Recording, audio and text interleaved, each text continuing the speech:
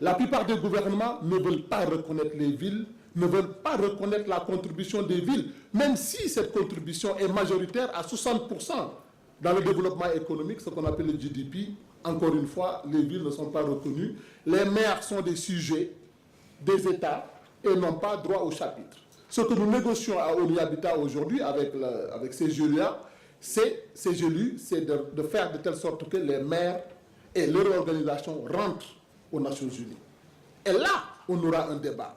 Ce qui est demandé aujourd'hui aux pays africains, c'est d'investir 11 milliards de dollars par an dans le secteur de l'eau et de l'assainissement. Ils ne le font pas. Ils ne prennent pas leurs responsabilités par rapport à ça. On ne doit pas continuer à tendre le bol. Aujourd'hui, les richesses que ces pays ont devraient leur permettre de façon autonome et endogène de financer leur développement. Nous pourrons revenir sur ces questions-là.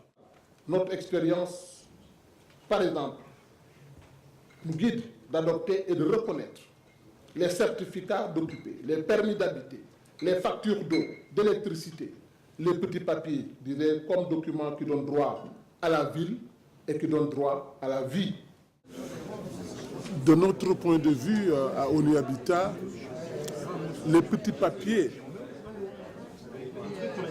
des bidonvillois africains sont leur raison de vivre, en se donnant les moyens à travers leurs factures d'eau, leurs factures d'électricité ou le papier que leur donne la personne qui les accueille dans le bidonville. Ça leur donne droit à l'existence, ça leur donne droit d'être un citoyen de la ville. Et c'est à cela que nous défendons la multiplicité des droits pour l'accès à la terre.